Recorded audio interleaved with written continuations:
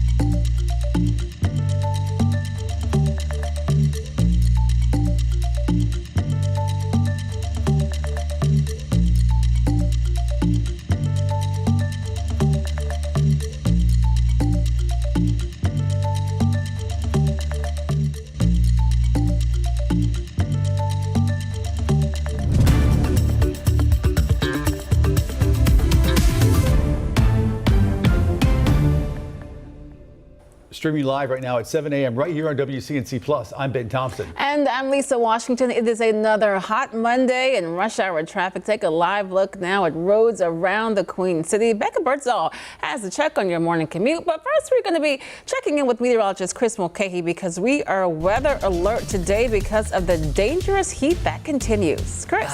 Yet again, another heat advisory. This is the fourth in a row. So the last time that we had a boatload of heat advisories, we popped up to about 105, 110.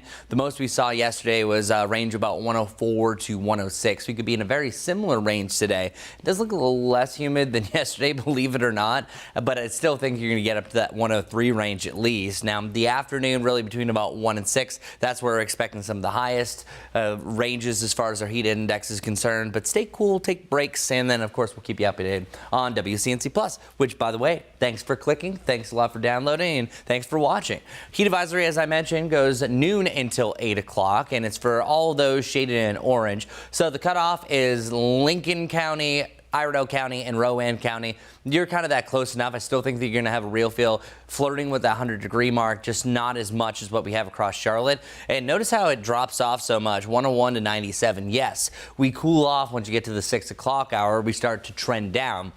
But this is picking up on the chance for rain. We are not weather alert today for the rain and storms, but I think you're going to have some pretty decent rain that evolves from this. Today we have a high of 97, so we're only going to increase this average that through 20 days, we've averaged 83.9 degrees between our highs and lows. That is the third hottest July on record, where April was the overall hottest April that Charlotte's ever seen, dating back to 1879. Well, now we're in the top 3, and I think it's going to be really tough for us to move us from that range. I also want to talk a little bit more about winds. We're actually seeing the winds starting to rock up in the mountains. I didn't mention this too much over on WCNC, too much to really mention, but we're having some gusts as high as 30 to 35 already up in Jefferson. The reason why, you're going to have some gusty winds that roll through as a front is going to glide into the area. So it's this cold front that's going to up our rain coverage and our chance for storms. And it's also a low pressure system that's starting to develop right along the shoreline that eventually I think could lead to some severe storms tomorrow in southern South Carolina. And then it's going to drag in more clouds for us also close to the Charlotte area. So I think today is actually trending a better chance for showers and storms than tomorrow. But tomorrow the clouds are lingering a lot longer with spotty showers and storms throughout the time. And then we are going to see eventual break in the cloud cover, leading to a pretty decent day on Wednesday. Today's the only one that has a low to a medium threat across the really mid-Atlantic states for any excessive rain or general flooding. Some areas are still so inundated from the recent rains that we've had over the last month, but our rainfall chances are actually going to take a break. One day, Wednesday, stands out from all the rest. That is trending dry for right now. Slight chance for rain in the mountains. There's always usually one there. And then we're back to the usual 20% chance for a pop-up shower or thunderstorm.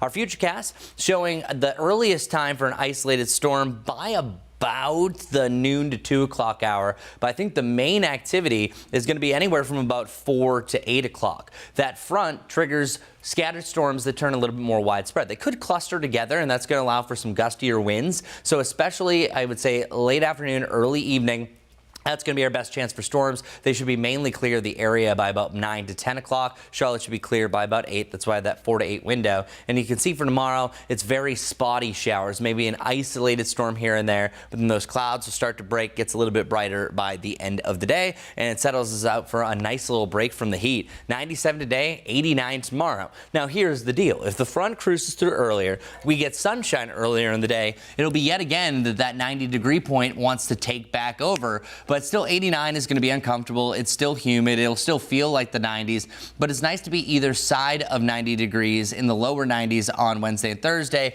compared to, say, the mid to the upper 90s. Oh, wait a second. Those are going to be right back before you know it. So enjoy the slight break while we have it. We're back to 95 into the upper 90s, close to 100 next Saturday, this coming Saturday. So yeah, it's going to be short-lived. Let's see how long or short our morning commute time is going to be with Becca, who's joining us this morning. Good morning to you.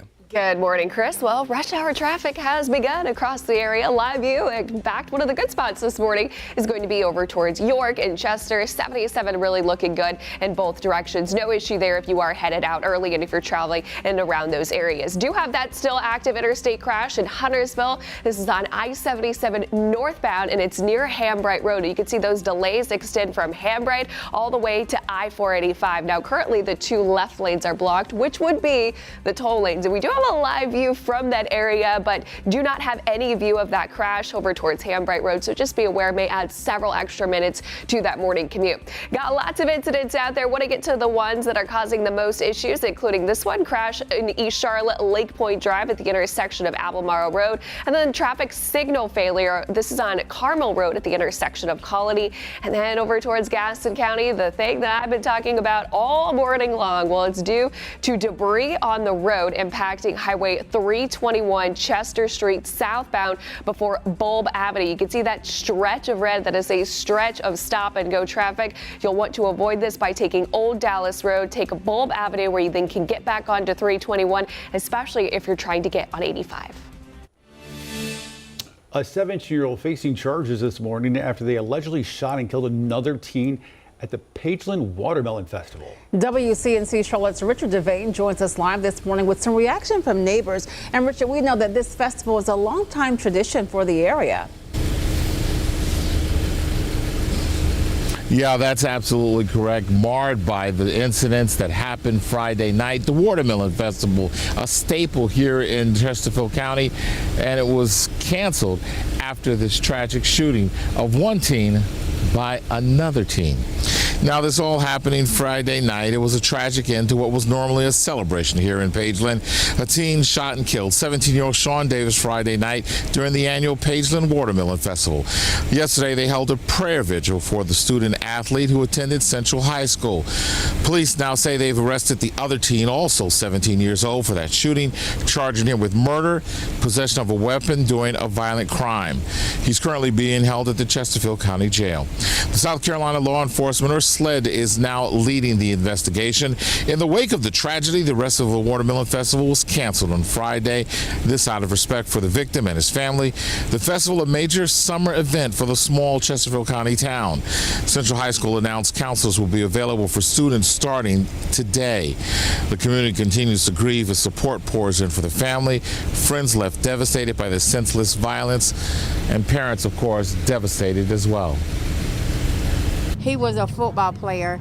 He played track, and he was well known. He just called me probably about 10:30, and he said, somebody got shot. I said, son, get out, come home. We need to get out and reach all this youth. You know, we leaders, we need to reach out for all these youth.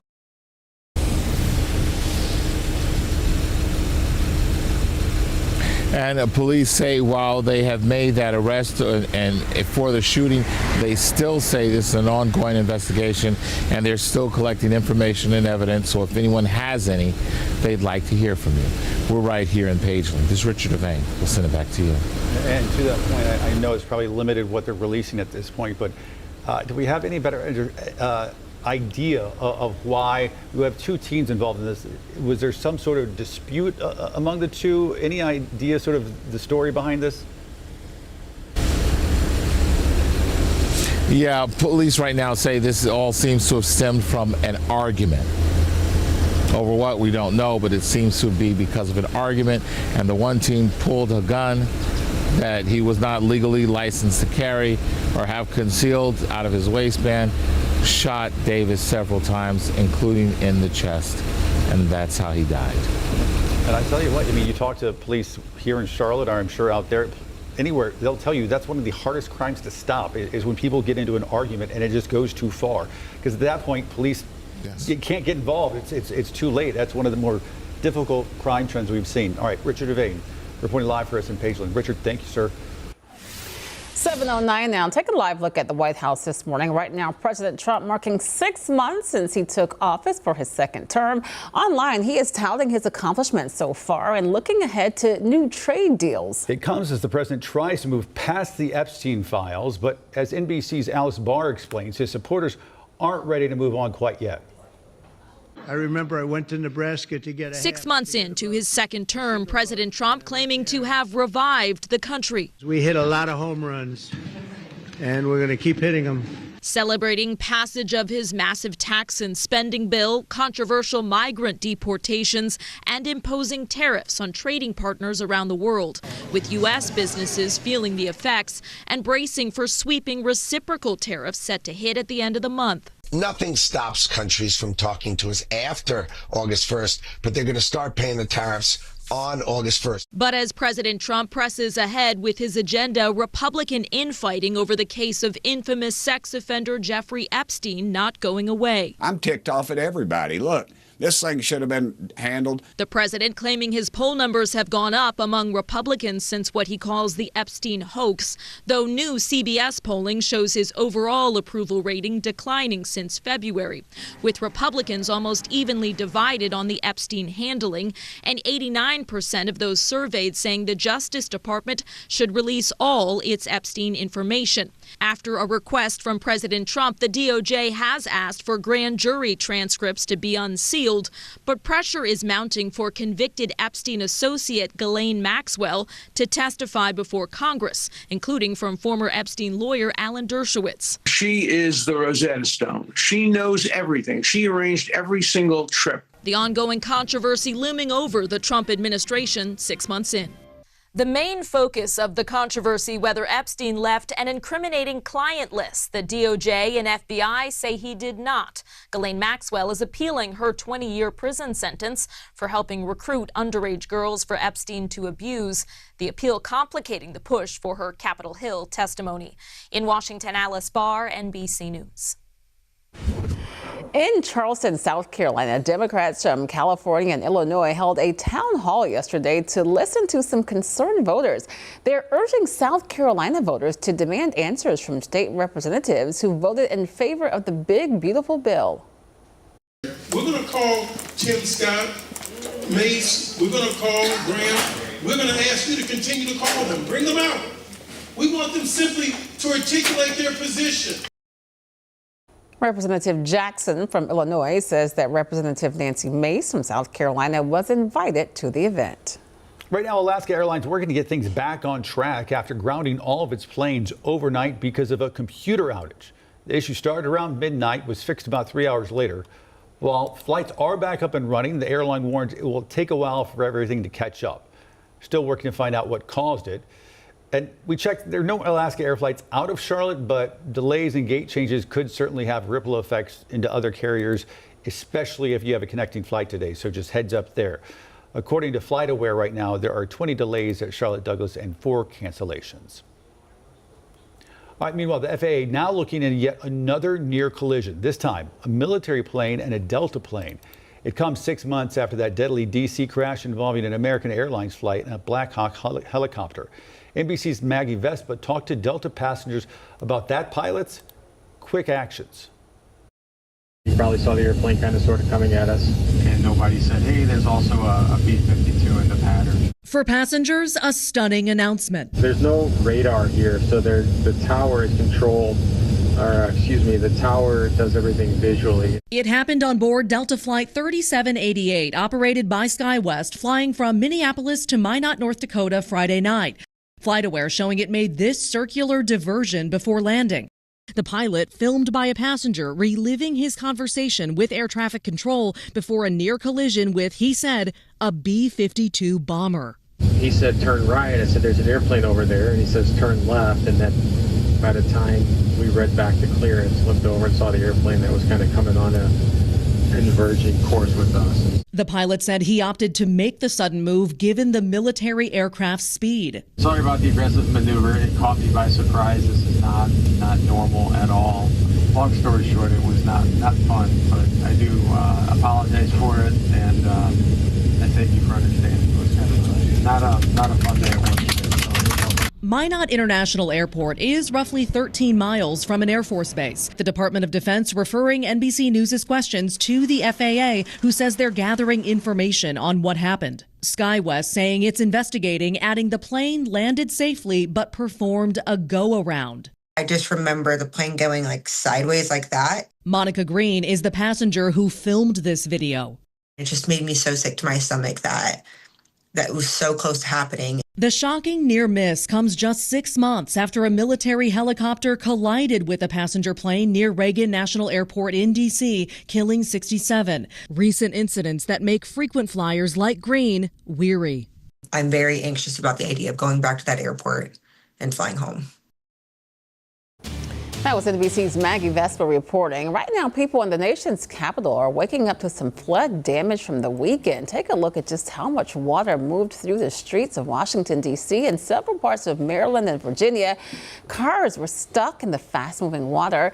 In one Maryland county, more than 100 rescue calls were reported in a 2-hour period during that intense rain and flash flooding. It's become a scene far too common, whether it's in the Mid-Atlantic, Midwest, the Northeast, or the South. People describing the same situation, being caught off guard by a huge rush of water. Cars caught up in the fast-moving water around Sligo Creek Parkway in Silver Spring, Maryland. Never like this. I've never seen it like this. In 20 years I've been living here, I've never seen it this bad. It was seconds. And then it's it was just a little water, and then the water just rushed so quick. She didn't have a chance to react. And then she tried to, the car just stopped. As I got closer over there, the water, it just hits my car, and I really can't do anything about it once it reaches my car. I tried to get out, I tried to rev the engine, car wasn't moving. In Montgomery, look at that. In Montgomery County, Maryland, firefighters say they responded to more than 100 calls of people being surrounded by the floodwaters. The good news, no injuries reported. I mean, that's a lot of water, and it happened so quickly. So I can imagine how terrifying that is if you're caught in that. I feel like we are just waterlogged. Yeah. In this country, like, DC here, Texas, I just feel like, goodness gracious, we are saturated in water. So many of those storms this summer. How many times have you heard, never have I seen this before? Yeah. Now, a lot of those stories, and that's concerning on its own. So if you live in a floodplain, just letting you know, it's really important to know that information, especially for insurance-wise, because we're seeing more and more of these events. Yes. And it's not going to stop. It's only going to continue. But I want to show you a map. This is crazy. So I was able to get every single flash flood warning we've had so far this year. That's all of them across the United States. Over 3,000. Oh my goodness. And we're only halfway through the year. We haven't even really hit the peak of hurricane season. Wow. So that just kind of puts it in perspective, and notice where a lot of it is, from Texas up through Arkansas, Missouri, all the way up to New York. And we were talking about a stationary front that was just draped across this area for a couple of weeks. That's where most of the rain came from. And at least a third of these have come really over the last 3 to 4 weeks.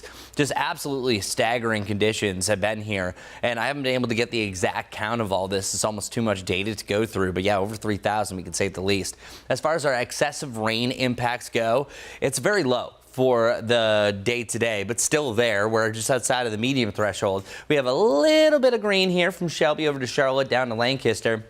That's going to be the possibility for your Tuesday. And then outside of that, we have nothing. No excessive rain impacts for your Wednesday. That's going to be a nice little change. That's what I'm talking about. So good news there. And I want to show you our futurecast rainfall totals for today. Today, I think is the best chance for rain in the near term. The only one that really looks to be scattered as far as thunderstorms go. And that's all because of a cold front that is passing through the area. But I think some of us are going to see up to 1 inch to even 2 inches of rain. But I really say close to that inch and a half for the maximum, but most of us are going to see anywhere from barely anything at all to about a ½ inch of rain. So it just really depends. That's kind of the definition of these scattered showers and thunderstorms. Show you our futurecast.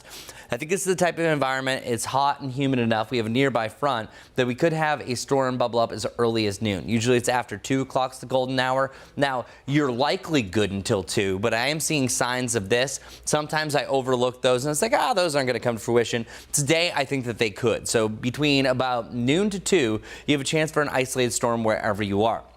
between 3 to 4 to 5, that's where we have a cold front that's driving things up. The cold front's one of the best ways we can get a widespread line of showers and storms. Luckily, I think we're going to be just outside of the severe criteria, but you will have a chance for at least numerous showers and storms to push their way from the I-40 corridor down to the I-85 corridor, a little bit closer to the end of the afternoon, the beginning of the evening. That's why I've been saying, just in general, the greater Charlotte area between 4 and 8 is going to be our best potential. Right now, this is indicating anywhere between about 6 o'clock, either side thereof is where we're seeing most of the activity. And these are going to be slow movers, so we're going to potentially pick up over an inch of rain. That's why we have that low chance for excessive rainfall. And then heading into your Tuesday, we just have some spotty variety of showers. I still kept it as a scattered. Truly, this might be down to an isolated variety. On the back side of that, that's going to keep clouds around, but it will filter in just enough drier air and kind of eliminate our chance for pop-up showers and thunderstorms, at least for Charlotte on Wednesday. Still think we have a 20% chance up in the high country. And then after that, it's just really the usual pop-up thunderstorm potential heading into the weekend as we start to crank the heat back up.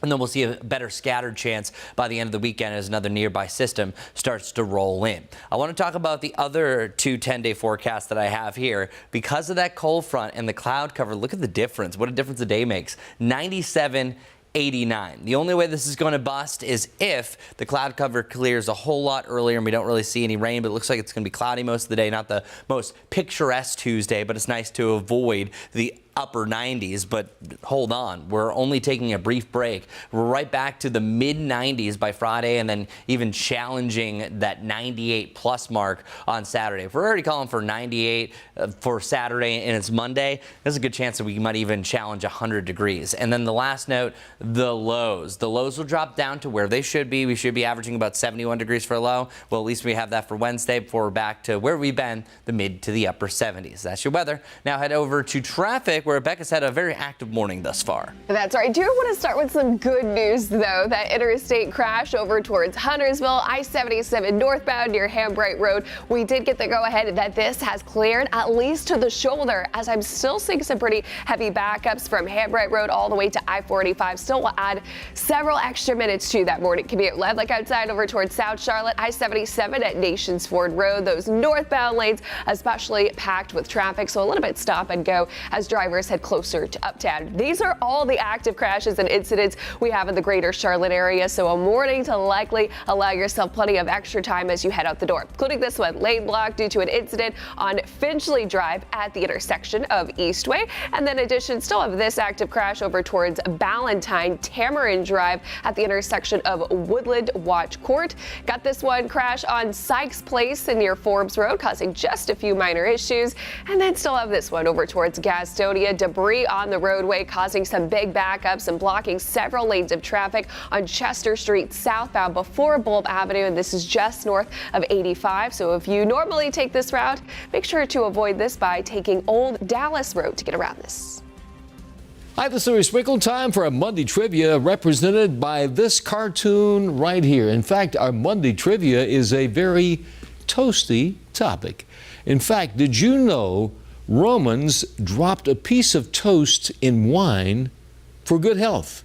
Back in those days, a piece of toast in a glass of wine. So that gives rise to raising a toast. It's all about toast and wine together. Goes way back in time to the ancient Romans. So that's your toasty topic today. I'm Larry Sprinkle. And now we know. Thanks, Larry. 7:23 now. Ever wonder why your New Year's resolution falls apart by February? It turns out it's not about willpower or discipline. A new study finds the key to sticking with your goals is actually enjoying them. Researchers say people who keep resolutions aren't just focused on results, they like the process too. That can mean dancing instead of just working out, or saving money through a fun challenge. So if you want to succeed next year, make your goal fun. No one has saved money through a fun challenge ever. I was gonna say, saving money is not fun. I do think to that point, if you can convince yourself and see the value and worth in it, and not just, try to pull one else over on yourself, but actually really do see it, I do think it works. And I think it's easier if you, like you're saying, see it down the road, a vacation, Yeah. a new house, a car, paying off a bill, something like that you can actually actualize. Even the small things like making your own coffee or maybe not ordering too much DoorDash, which is going to be my resolution. I was going to say next year, not this year. Things like that do add up that you don't think about. Yeah. Totally. And realistic goals. You can use that money for so many other things. Something else. Yeah, like spending it on other things. Spending on other frivolous things. DoorDash on vacation, right? Right, there it is. Why not?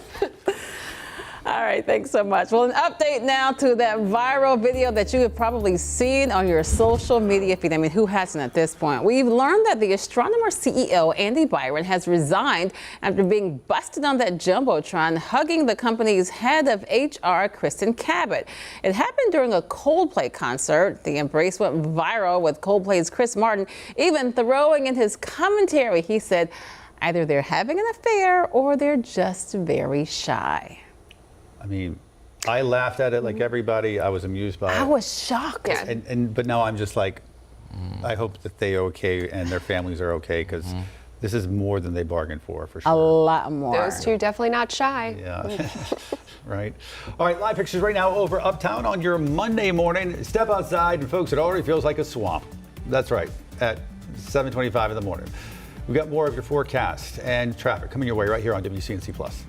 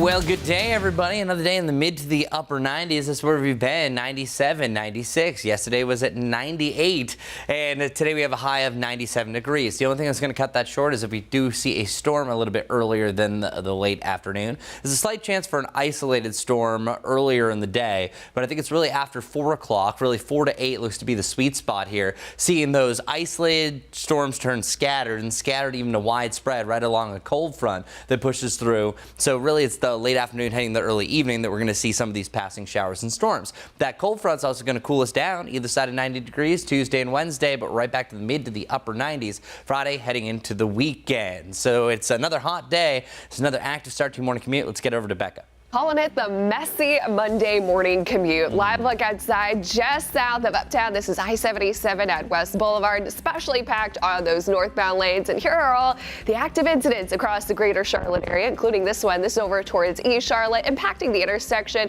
at Lake Point Drive at Albemarle Road. Crash being reported there. In addition, traffic signal failure. Well, that's happening at the intersection of Carmel Road at Colony. You can see that stretch of yellow indicating some delays. And then over towards Gastonia, lanes blocked on Chester Street southbound before Bulb Avenue.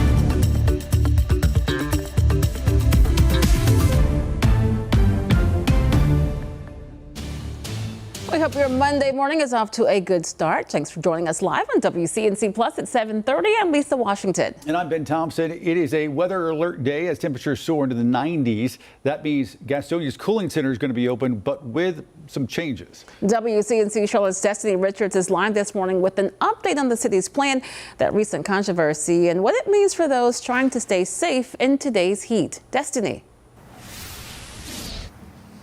That's right. Gastonia's cooling center will be open today, and this is under a new plan that they have to help people stay cool and stay safe. This all comes after weeks of criticism over that original cooling center setup that they had that had a lot of people believing it was doing more harm than good. Now, as the heat continues to rise, so has pressure on city officials to do better. Earlier this month, this was Gastonia's outdoor cooling station, a few fans and chairs, at times directly in the sun. But after public backlash, the city has moved relief indoors to the Salvation Army building, where there's air conditioning, bottled water, and snacks. There's also a new modified outdoor setup for days when it's not quite as hot, but relief is still needed. The city says the confusion on cooling sites came after responsibility shifted from Gaston County to the city for the first time. It's live and learn. You know, we're learning from our mistakes, trying to make things better, logistically, trying to put things in place. So now the city says for days where the heat index is below 95 degrees, and they'll have that outdoor setup outside of the Salvation Army building for people to find relief. But for days when it exceeds that, like we're expecting today, they'll have that indoor cooling center open at 107 South Broad Street. Ben and Lisa. And Betsy, I'm sure the people who will be using it are thankful that it's going to be indoors on days like today when it's going to be extremely high today. Do you know the hours for the cooling center? Yeah, I believe it'll be 10 a.m. to 7 p.m. And this is just also what the city is calling still kind of a temporary solution. They are working on a more long-term, more structured response. They recognize that, you know, they didn't handle things as well this time, but Gaston County's Community Support Services Department was dissolved, and that's what transferred the responsibility onto them. So they are looking for a more permanent solution, one that'll have just a better response overall and be more consistent going forward. All right, Destiny, thanks so much for that report. And as temperatures rise this summer, staying safe from extreme heat is more important than ever, really, especially when it comes to kids and cars. 37 children die every single year from a heat stroke because they've been trapped inside a vehicle. Michael Brown, an assistant fire chief over in Pitt County, says that's because a child's body temperature rises 3 times faster than an adult. It's best to have some kind of routine if you can when you have your child in the car, whatever that might be for you, to always remember to check the back seat. And weeks like this, something like this is so important. The National Highway Traffic Safety Administration is sharing some ways you can prevent such tragedies. That includes setting an alarm, leaving a personal item, say like a purse in the back seat, and keep your key fobs out of a child's reach. Well, here is our peak heat indices of 2025. It almost has felt hotter, right? Well, 104, it was the max that we hit yesterday, even though technically there's something called 5-minute observations. We got up to about 106 technically for the absolute peak, and then other surrounding areas really range from about 104 to 106 for the maximum. And that would bring us up in the top 3, the hottest we've felt so far. Yesterday also ties for the hottest air temperature we've had so far this year of 98. We've now done that 5 times. And our heat impacts, we have another weather alert day, is really between about 1 and 6. Even though our heat advisor goes a little bit longer, stay cool, take breaks, just do everything you can. So it's right here along the I-85 corridor. The only one that's excluded from that would be over here in parts of Cleveland County and also Rowan County. You're close enough. I think you're sub 103. But it's anyone in the orange that will have noon to 8 o'clock being pinged for a chance of that real feel getting up to that 101 to 105 range. However, However, I think you can narrow it down really about the 2 to 5 o'clock hours are usually the hottest for our actual air temperatures and also how hot that we feel. 97 degrees, that's the high that I have for today. The only thing that's going to stunt this growth up to 97 is if we get an earlier storm, but we got lots of sunshine earlier on, so I think it's an absolute slam dunk that today will be the 15th day in a row of 90 plus. Tomorrow could be the end of the streak, but this actually brings up a really interesting point. So earlier in the year, we had 17 days in a row that we hit 90 plus. Most recently, this would be day 15, so that would isolate the 7th overall longest streak that we've had over the last 10 years since 2015, which, speaking of, we haven't had 15 days or more at or above 90 degrees in a row since 2015. So we've done this twice. 2015 was one of the hottest years that we had on record, one of the hottest summers we had on record, and it looks like we're really following suit. I also want to talk a little bit more about our maximum wind gusts as well. We're going to have a gusty environment that starts to roll in as the front rolls in, and then that's going to allow us to cool down slightly. So the cool down is still back to where we should be, but we've been such an anomaly recently as far as how hot we've been. So as a front rolls in a little bit later on, check this out, seeing some peak winds around 20 miles per hour, maybe to 30 miles per hour. So that does represent that we have a chance for maybe a strong thunderstorm a little bit later on in the day. So let's get right to it. As far as our chances for a shower or thunderstorm, I think it's really going to be anywhere between about noon to about 9 o'clock. Now, I know that seems like a ridiculous window, but as we've seen in days prior, really the middle of last week, we saw this. Storm started to first pop up in the map right around noon to 2. So let's call this isolated. It means that it's pretty much unlucky of you if you're going to get a passing storm. Now, of course, if it develops over a populated area, more people will be impacted by it. But as far as the best chance for storms in general, I think it's between 4 and 8. So it's right along the I-40 corridor that we start to see some scattered showers and thunderstorms start to roll on in. I think this collectively is going to form a loosely broken line, not really seeing a big risk for severe storms associated with this, but they are going to be slow moving enough that we could have some excessive rain up to about an inch and a half, I think, for the maximum totals overall. And then, of course, some gusty winds associated with this. And by about 9 o'clock, we are in the clear. Today is the only day that we have, at least in the near term, over the next 4 to 5 days, that has a low risk for some flash flooding. And we've been super saturated recently in a lot of sectors. So just be on guard that we could have a little bit of localized flooding. Once this front clears, though, we're still going to have some leftover clouds and also a few spotty rain chances for your Tuesday, but that's going to cool us down for the near term, where it's going to feel a little bit drier, still humid, but not as overly muggy. And then our 7-day forecast also shows that we're visiting that near normal temperature range anywhere from about Tuesday to Thursday. But we waste no time getting back to the extreme temperatures. We're back to 95 on Friday, 98 on Saturday, with another 97-degree day on Sunday, so a very similar hot weekend to what we just had for the last weekend of July. Let's get over to Becca to see how our morning commute's faring. Still messy out there. Live view outside from I-77 over towards Uptown. This is the Brookshire Boulevard. Traffic actually moving along nicely in and around those areas, but you can see still lots of incidents out there. I want to get to the newest one that just hit my inbox. This is a disabled vehicle currently blocking the right lane of traffic on outbound North Tryon Street at Institute Circle. Kind of hard to see what's going on, but you can see that lane blocked over there. In addition, still got this crash. Wedgwood Drive at the intersection of Tyvola Road still only causing minor delays at this point. Lane blocked also due to this incident on Ironwood Street near Rutgers Avenue. And then taking you over towards Burke County, they did have some emergency repairs happening on Jenkins Road. This has the road blocked from Clark Loop to John Watts Road. And then over towards Gastonia, still have 3 lanes blocked due to that debris on the roadway southbound Chester Street before Bulb Avenue. Best alternate workaround still to take Old Dallas to Bulb Avenue. Then you can get back on to Highway 321. Ben. Becca, thanks. A heads up for drivers this morning in Monroe. Happening today, part of Pinedale Avenue will be closed as crews start working on a major infrastructure project. The city says the project will improve safety for drivers and improve stormwater management. That work is expected to last at least 4 months. Changes are now in place for an area of popular Uptown bars after a recent shooting killed a father and club worker. Arlie Bryant was taking a break from work when he was shot and killed near Encore nightclub. 5 other people were hurt. WCNC Charlotte's Anna King visited the nightlife area on North College Street over the weekend and spoke with workers who say these efforts can't come soon enough.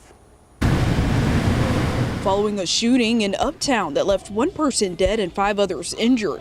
Businesses and CMPD are now taking action. CMPD will be monitoring key areas around Love Charlotte, Encore, and Imperial, and that includes restricting traffic in nearby alleys. Employees nearby who work late hours say they welcome the change. Especially on weekends, I'm here from 9 a.m. to 9:30. I'm tired, I'm dazed, I'm exhausted. I'm a bigger guy, and even I still get harassed by some people. Love Charlotte made a post alerting their guests of this change, saying they take safety seriously.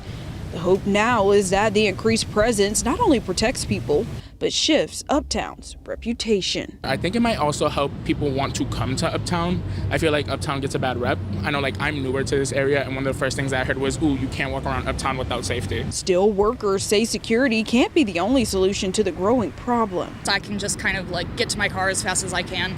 But obviously, of course, alleyways and stuff like that you try to avoid. Maybe like in the alleyways, some more lighting could also be beneficial. In Uptown, Anna King, WCNC Charlotte. Approaching 7:41 now, time for us to connect the dots. That's when we make the news make sense.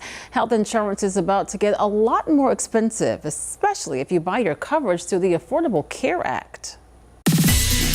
Millions of Americans could soon face a major jump in health insurance costs. Let's connect the dots. Affordable Care Act plans, also known as Obamacare, could see a 15% premium hike in 2026. That's the biggest in 7 years. And the pain may not stop there. Extra subsidies that helped lower monthly payments are set to expire at the end of 2025. Without them, some families could see their monthly premiums nearly double. Others may lose coverage altogether. The Trump administration chose not to extend the subsidies. It also added new paperwork that could make it harder to keep coverage. Insurers say rising health care costs and possible tariffs on drugs are adding even more pressure. Experts warn this could reverse years of coverage gains and price millions out of the system. And that's connecting the dots. 7:42 right now on WCNC Plus, and some encouraging news this morning after catastrophic flooding in central Texas. Authorities now say 3 people are still missing in Kerr County this morning. That's down from 97 just days ago. Officials say many of the missing have since been found safe and sound. The historic flooding killed at least 135 people over the 4th of July weekend. And folks, keep in mind, if you want to help those impacted by floods, you still can. All you got to do is scan that QR code on your screen to make a difference. You could donate to the Texas Flood Relief Fund hosted by our parent company, Tegna. As we brace for more dangerous heat today, the Triad is facing weeks of nonstop heavy rain and flooding. Now, several companies are being forced to close their doors. While the rain keeps coming down, profits for these businesses are starting to dry up. WCNC Charlotte's Giselle Thomas shares how they are trying to stay afloat. Along the water in Saxapahaw, customers are normally flowing in this time of year to the Haw River Canoe and Kayak Company. Actually, the day before Chantal was the single highest grossing day we have on record, literally the day before. And there is no reason to suspect that that was going to drop off. But business slowed as heavy rains made it unsafe to get to the river, impacting canoeing and kayaking, and a planned summer camp. We were prepping for camp to start the next morning, and we came in and figured that's not happening. The business says nearly everything was underwater, including gear for people to rent out and supplies for its campers. So I actually was out here just after the very peak of the floods, and we would be underwater right here where we're standing. We're having to replace everything from scratch, a lot of which was personal items that were being used at camp as materials and supplies, and we don't have those anymore because they're gone. Physical items might have washed away, but it wasn't a hill too hard to climb for its employees, who worked to clear a path for Saxapahaw Lake access visitors. Knocking things out and getting things to a point where the campers can be safe here. Also getting things set up at the Boy Scout cabin so that they are able to fully use that space. The business says the community's help is moving its mountain as it works its way back up to what feels like an incline. Soft launch means we're not going to be doing shuttles. We're not going to be doing a lot of tubing. We still have to rebuild our tube takeout, which got totally wiped out by the flood. To hopefully reach another peak by fall or next year. And we've talked with so many businesses in the county facing similar problems, including a Scoop of Sugar cake studio who says it lost everything in the floods. All of them say the best way to help is through continuing to support small businesses throughout Alamance County. Giselle Thomas reporting for us there. The city of Morganton will finally reopen parts of the Catawba Meadows Park and River Greenway today after a year almost after it was closed because of Hurricane Helene. Take a look at your screen. You can see from this map that the ball fields, zip lines, certain lots are going to remain closed along with the River Village access to the Silver Creek Bridge. The park will return to normal hours from daylight till dark. 7:45 right now. Turning back to your weather impact forecast, and again, weather impact alert because of the heat today. And yeah, no, the heat's going to be the major story today, but going forward, it's nice actually to have a nice little break, but I just want to have an update on this that I showed you about 30 minutes ago here on WCNC Plus. We're talking about flooding. Well, I showed you this map. This is every single flash flood warning that any National Weather Service office across the United States has issued. And Becca and I physically counted all these, just joking. We just figured out how to filter through the data. 3,378 flash flood warnings as of midnight last night. So anything that might have popped up today, we don't have that, but that is crazy. So a record amount. And then of course, like this is wavering data, different years that certain offices started doing flash flood warnings and such, but that is a crazy record amount across the United States. We haven't seen too much here around the Charlotte area, but we've seen enough. And as far as rainfall over the next 7 days, I think we have excessive rain that's going to develop really along the south shore of Alabama, Mississippi, and the Florida Panhandle. Could easily get up to 3 to 5 inches of rain over the next 7 days. We're actually going to hit a little bit of a drying trend. Most of the rain that I think we are going to see in the near term is right along the Carolina shoreline, so not great beach days starting to develop. I want to spend this time, though, talking a little bit about the tropics. This isn't a major issue in the near term for us or really anyone, but we are seeing a chance for tropical development coming up here right east of the Lesser Antilles. So these are the Lesser Antilles, the Greater Antilles, includes the Dominican Republic and Cuba and so on and so on. But this is a very weak wave for the time being. We're only seeing right now sustained winds up to about 25 miles per hour. Once it gets a clear center of circulation, which is a good chance, I think that we're going to be calling this a tropical depression over the next couple of days, and it could even be around the Lesser Antilles here before you know it, and that would be affecting islands such as Martinique, Grenada, and other things like that. And that's mainly going to be on Wednesday morning. After that, still a lot of uncertainty exactly what this is going to do, but it is heading into really a healthy development zone just south of the Greater Antilles and south of Puerto Rico. So something that's worth watching. So not impacting us immediately here in the Carolinas or any of us here in the United States, but 'tis the season that we got to be watching these very closely. The last load that we were tracking, Invest 93L, that came to a whole lot of nothing. That was potentially going to be Tropical Storm Dexter, but it never really left land. This one has a much better chance to become at least Tropical Depression number 4 or even Tropical Storm Dexter. Hopefully not hurricane, but hey, there's certainly a chance, especially in that zone. So we'll keep you updated here on WCNC Plus once that gets a little bit closer. Our excessive rain, at least for the near term for us, is really just today heading into tomorrow morning down to the south and west. Tomorrow we start to see some fleeting rain chances overall, but a rainfall futurecast is indicating that it depends where you are today. Some of us are seeing barely anything. That's been the name of the game over the last couple of weeks, but some of us will also see up to about 1.5 inches when all is said and done. And as I was mentioning, it really is a range of anywhere from about noon until about 8 to 9 o'clock that we're gonna have a chance for a pop-up shower or storm. I think it's really 4 to 8 that's a better chance for Charlotte. Tomorrow we still have a chance for scattered showers. Today is, I think, you have heavier rain, so it packs more of a powerful punch, but you're still going to have scattered light rain showers on and off throughout your Tuesday before things start to take a break. And then check it out, we're back to that usual 20% chance for rain, but it's only a brief break. You see a quick little drop off, but this is almost an instant recovery. We're back to normal on Wednesday and Thursday. We should be around 91 this time of July, and then boom, 95, 98, 97, 96, so the mid to the upper 90s taking over for the last days of July and certainly for the last weekend of July. That's your weather report. Let's get over to traffic with Becca. Still busy out there. Live look outside from I-77 at I-85. Both very busy interstates for this time of day. Right now, drive times, though, from Matthews to Uptown, still around 26 minutes. Salisbury has gone up to 54. Waxhaw 39. And Belmont will take you about 24 minutes. Here's big picture. Still a little bit slow over towards 85 northbound in Gastonia. And also a little bit slow due to that earlier crash that has cleared to the shoulder. But that's on I-77 northbound near Hambright Road. Still seeing those backups extend all the way to about I-45. In addition, over towards York County, we do have an incident. This is on Anderson Road approaching I-77. Seeing some slowdowns associated with that incident over there. And then over towards East Charlotte, got this lane blocked due to an incident on Finchley Drive at the intersection of Eastway. And then a little bit more south, southern Mecklenburg County, Sykes Place near Forbes Road, just north of I-45. Also have an active incident there. Do you have a picture of this disabled vehicle? This is impacting one lane of traffic on outbound North Tryon Street at Institute Circle. 7:50 now. It is hard to believe, but the new school year is just weeks away. And as back-to-school shopping gets underway, new data this morning shows that you'll probably spend less this year. According to the National Retail Federation, most families will spend an average of $858 on back-to-school shopping. Now, that's about $17 less than last year.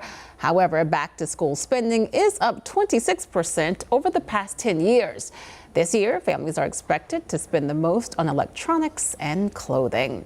Unfortunately, many students begin the school year without the necessary supplies, and that is why we are partnering with the United Way for a back-to-school supply drive. You can scan that QR code, you see it right there on your screen, to donate right now, or you can go to our website, WCNC.com/community. By donating, you can help transform students' educational experiences and give them some opportunities to succeed. You can donate until August 11th. 7:51 right now here on WCNC Plus, and a national nonprofit is helping a Charlotte man fulfill his end-of-life dream. And it sounds like a simple thing, meeting his family. WCNC Charlotte's Bria Smith spoke with the man who's living with a rare form of bone cancer. For some, meeting with family may be a regular opportunity. His dream was to really connect with his New York family, someone that people that he's never met. But for others, like 25-year-old Todd Ross, who was diagnosed with osteosarcoma last February, it isn't as regular or easy, but he says it's worth it. I don't know. I feel like everything just became more and more real as we, went deeper into the city and got closer to the hotel. Like just seeing all the high rises and, like my phone's getting blown up for my family. Like, oh my God, he made it here. Ross's journey to the city that never sleeps was all made possible after writing a letter to the Dream Foundation, which provides end-of-life dreams to adults throughout the country. My doctor said, you know what, we don't know how this could go. So, you might as well just see what's out there, if it's possible, you should reach for a dream. A dream Ross didn't have to go to sleep for.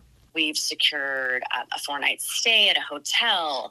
We worked with, friends and supporters there in New York who provided show tickets and Empire State Building experiences and Statue of Liberty experiences. So this can really be something special, as far as New York is concerned, too, because it's, such a magical city. I mean, they've definitely, they've granted my dream. Like, this is huge. Sunday, Ross had the chance of meeting his family in the Big Apple, some for the very first time. My dad, great man, he passed last year. And the last time I saw my uncles was at his funeral. So I can't lie, one of the main things I'd like to do is go to their house, eat dinner with them and just talk about, my dad's childhood. From Charlotte, but living his dreams in a city that never sleeps, Ross says he's grateful he gets to experience this one with his eyes wide open. I'm still alive. I still have dreams. I still have friends and family. And I frankly don't feel like I'm dying. So until I do, I'm going to live. No matter how much time you have or how much time it takes to live a dream, Ross's story is an example of making it all happen. If you're someone facing a terminal illness and have a dream you want to fulfill, visit our WCNC website for more on the Dream Foundation. In Charlotte, Bria Smith, WCNC Charlotte.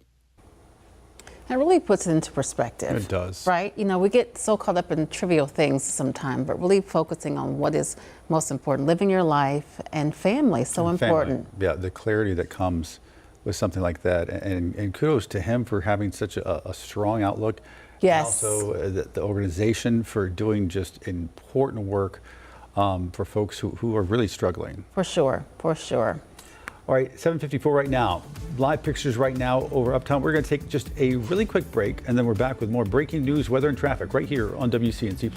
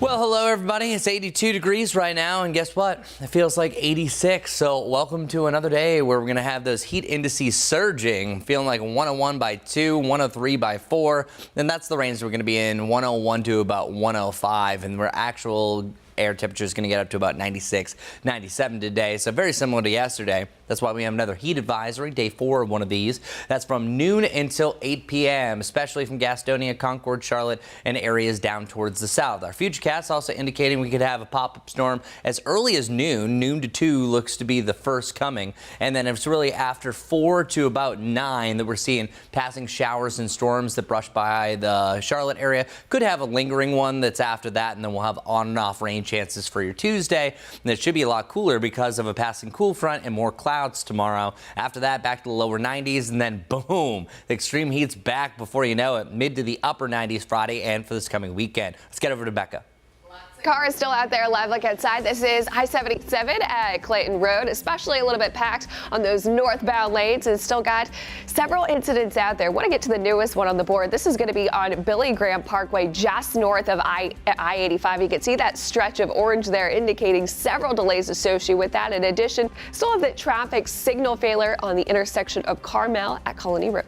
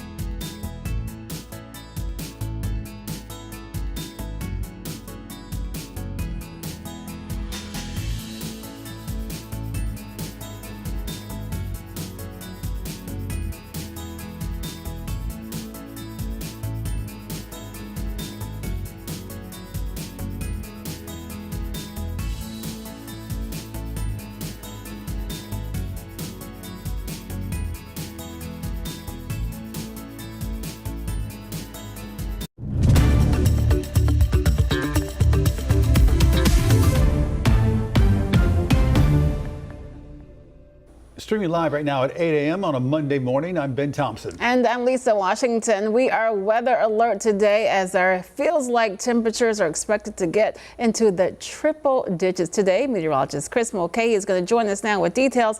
This is day 15 of temperatures, actual temperatures of 90 degrees or higher. Our high temperatures have averaged over 94 degrees during that stretch. So we just haven't been skirting by with 90, 91. No, it's actually been a lot more of the 93 to 98 degree range during that stretch. Here's a live look on top of our roof camera here. And this is a great vantage point. We can see Uptown. We can also see over to Carowinds and also over to the airport. I'll show you different vantage points because it's a brand new toy for us. So I'm pretty excited about it over the next hour here on WCNC Plus. But our heat impacts today, we're weather alert once again because you have a chance for it to feel like 103 or higher, and that's mainly between about 1 and 6, even though our technical heat advisory goes from noon until 8 o'clock. So good morning to all in Gaston, Mecklenburg, Cabarrus, Albemarle, and the Stanley County area, and then of course everyone down towards the south, you're under a heat advisory. Everyone to the north, it's still going to be hot. You're just not being advised by the National Weather Service, and you don't reach that magic 103 to 105 mark that heat exhaustion becomes more likely compared to just a possibility. High of 97 is actually not too far off the mark from yesterday. Yesterday we got up to 98. We just have a little bit of haze going on right now, but all in all it is a mostly sunny start. But I do think that we have more of those cumulus clouds that start to develop through the afternoon, pretty much averaging about 100 to 103, I would say, during most of the afternoon hours, getting up to about 95, 96 by about 3 to 4, and then a few of those clouds will actually turn into thunderstorms by the late afternoon, but really anything goes for the afternoon hours. As we just mentioned, it was day 15 of 90 plus, and we can actually add on to that stat. For one, that's the second time that we've had 15 or more days that have been 90 plus. So we already did one earlier on that was mainly in June into July. That was 17 days long. And then we also had this one, which will be turning over to 15 for today. So these are the longest stretches since 2015. And then that is also a magic date. That's one of the hottest years and summers on record. But the last time that we had 2 streaks of this caliber of 15 days or more was 2015. So it's been about 10 years since we've had 2 of those back to back, and coincidentally the same thing went for 2015, and that one started in June, ended in July, and the other one was through the end of July. Max wind gusts were already up to about 22 to 35 miles per hour up in the mountains. That's a testament that, hey, something's coming. When it's breezier in the mountains, oftentimes that can mix down and shows that maybe a front is starting to wedge in. That's exactly what's going to happen. We're going to have a quick pickup of the winds, I would say anywhere between about 4 to 9 o'clock as that front gets a little bit closer, so it will be a windier day.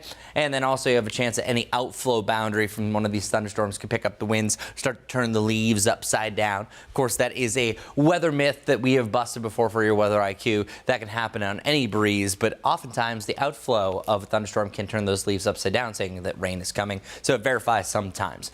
By the time you get to about 4 o'clock, I think that we're seeing a lot of storms north of I-40. And what's going to happen is this front starts to wedge in a little bit closer. These storms will start to pick up steam, and they should be around the Charlotte area really to end the afternoon, begin the evening. My golden opportunity is really between about 4 and 8, but there's a lot of things that can change here. Since they're moving so slow, they could last until after sunset. I just want you to really just be advised after 4 o'clock, anything goes with a chance for a scattered to strong thunderstorm. And then once you get to tomorrow, I think we have some fog. We're going to have some passing rain showers. These are very spotty to scattered throughout the day, and then we start to clear out the deck of clouds. But since we have, I think, a clouds a majority of the day, that's why we have a cooler high temperature for tomorrow. Today's also the last day that we have a low risk for a flash flooding event, and then a moderate threshold further off towards the west. We have prime soil, so any slow moving system like what we're seeing here could eventually lead to some flash flooding. And we'll show you here, if you didn't just catch me about 30 minutes ago, how many flash flood warnings have happened across the United States since January 1st. But this is our best chance for rain, I think, in general over the next several days. And it's just the usual pop-up shower or thunderstorm. And this front is actually very rare because once it moves its way down towards the south, watch. it starts to dissipate, but it's actually, one, rare to have it kind of this direction that we just see kind of the back door front, but then number two, you also don't really have fronts that pass our area this time of year, so that's why there's not really usually big temperature swings, but we are going to see it. But this low pressure system eventually is going to work its way down into the Florida Panhandle, and that's going to lead to some excessive rainfall right around there to southern Alabama and Mississippi. Once this passes also, it'll feel just uncomfortable. So instead of it being overly muggy, it'll be just plain old July humid. So that's a nice little change. I know it might be an exaggerated silver lining, but it will be a difference regardless. And also it should be dry enough air that we don't really have too much storm fuel. So Wednesday, feeling a little bit better and just plain old hot, not the above average hot, but this is going to be a brief break compared to what we are headed to. So we're down to 89 or right around 90 on Tuesday. Some of us, I think, will have a chance to get to 90. Some of us will be stuck more in the mid 80s. And then we have 91, 92. Pretty much where we should be for this time of July, even though our average high is just turning over to 90 here shortly. And then back at it, more extreme heat, 95 to 98. So we have another chance for another heat advisory this coming Saturday. Never a good sign. So it looks like the last weekend of July is going to be excessively hot, very similar to this past weekend that had heat advisories throughout. Let's get over to Becca on what did you call this? A messy Monday? Messy Monday. And you know what? Living up to its name. Live look outside over towards Huntersville. This is I-77 at Sanford Road. Actually, a very scenic drive if you're headed out early over there. Then checking in on York County I-77 at Gold Hill Road. A little bit packed on those northbound lanes as drivers head from York County inbound into Mecklenburg. Look how many active incidents we have across the greater Charlotte area. So allow yourself plenty of extra time this morning if you are headed out. Newest crash on the board is going to be over towards Old Statesville Road at the intersection of Gibbon Road. In addition, still have this active crash on Billy Graham Parkway. This is just south of Mulberry Church Road in between I-85. And you can see that stretch of orange there likely will add several extra minutes to that morning commute. In addition, Gastonia still have this active incident due to debris on the roadway Chester Street southbound before Bulb Avenue is still a mess. Stretch of delays there to get around it. You'll want to take Old Dallas Road to Bulb Avenue where you then can get back on to Highway 321. Becca, thanks. 8:07 right now. A 17-year-old facing charges this morning after they allegedly shot and killed another teen at the Pageland Watermelon Festival. WCNC Charlotte's Richard Devane joins us live this morning with reaction from neighbors. Richard, we know this festival is a long-time tradition in the area. Yeah, that's absolutely correct, Lisa. As you know, this event has been going on since 1951 to be exact, and it was marred by a terrible tragedy. Right now, the school is open, Central High School, where the victim went to. Actually, he had a track meet that was set for Saturday morning. It was a tragic end to what is normally a celebration here in the town of Pageland. 17-year-old Sean Davis Friday night shot and killed. All this during the annual Pageland Watermelon Festival. Yesterday, a prayer vigil held for the student athlete who attended Central High School. Now, police say they have arrested another teen, also 17 years old, charging him with murder for that shooting. He was also charged with possession of a weapon during a violent crime. He's currently being held at the Chesterfield County Jail. Now, the South Carolina Law Enforcement Agents Division is now leading the investigation, also known as SLED. In the wake of this tragedy, the rest of the Watermelon Festival was canceled on Friday. Folks were sent home. This all out of respect for the victim and his family. The festival, always a major summer event for the small Chesterfield County town. The Central High School announced counselors are available today for students. The community continues to grieve as support pours in for the family and those left devastated by this senseless act of violence. He was a football player. He played track and he was well known. He just called me probably about 10:30 and he said, somebody got shot. I said, son, get out, come home. We need to get out and reach all this youth. You know, we leaders, we need to reach out for all these youth. Yeah, and you heard from some of the people who were at that vigil, including the mother who says she got a call that no mother wants to hear, her son telling her that there had been a shooting. She told him to get home as soon as possible. Fortunately, he wasn't a victim. Another woman who we heard from actually saying there needs to be more done to stop the violence, saying that 2 lives were altered forever. One lost, the other now in the legal system. 2 families devastated, an entire community affected by this crime. Now, we can tell you that that teen who's facing charges is right now being held in the Chesterfield County Jail without bond. Of course, we'll keep you posted on what happens next as far as his situation. As for Sean Davis's family, they're in the process, of course, making his final arrangements. We're right here in Chesterfield County. Richard Devane, we'll send it back to you. I mean, my goodness. This happens at a watermelon festival. I guess it can happen anywhere. I mean, I'm sure kids and families are around. Is it clear, I mean, with sort of a festival atmosphere, were other people in danger at the time? I'm assuming they would have been. Absolutely correct, because from what we're hearing from officers, it's that there was an argument, and the suspect in this case pulled a weapon out and fired, striking the victim several times, or shooting several times, or striking him in the chest. So we all know just from recent incidents in Charlotte, if you pull out a gun and fire, anybody can be a target, or it can get hit by a stray bullet or something like that. So yes, people were probably in danger. Amazing more people weren't hurt in a situation like that. Richard Devane reporting live for us in Pageland. Richard, thanks, sir. 8:11 now, a live look at the White House right now, where President Trump is marking 6 months since he took office for his second term. Online, he is touting his accomplishments so far and looking ahead to new trade deals. It comes as the president tries to move past the Epstein files, but as NBC's Alice Barr explains, his supporters aren't ready to move on yet. I remember I went to Nebraska to get 6 months into his second term, President Trump claiming to have revived the country. We hit a lot of home runs, and we're going to keep hitting them. Celebrating passage of his massive tax and spending bill, controversial migrant deportations, and imposing tariffs on trading partners around the world, with U.S. businesses feeling the effects and bracing for sweeping reciprocal tariffs set to hit at the end of the month. Nothing stops countries from talking to us after August 1st, but they're going to start paying the tariffs on August 1st. But as President Trump presses ahead with his agenda, Republican infighting over the case of infamous sex offender Jeffrey Epstein not going away. I'm ticked off at everybody. Look, this thing should have been handled. The president claiming his poll numbers have gone up among Republicans since what he calls the Epstein hoax, though new CBS polling shows his overall approval rating declining since February, with Republicans almost evenly divided on the Epstein handling, and 89% of those surveyed saying the Justice Department should release all its Epstein information. After a request from President Trump, the DOJ has asked for grand jury transcripts to be unsealed, but pressure is mounting for convicted Epstein associate Ghislaine Maxwell to testify before Congress, including from former Epstein lawyer Alan Dershowitz. She is the Rosetta Stone. She knows everything. She arranged every single trip. The ongoing controversy looming over the Trump administration 6 months in.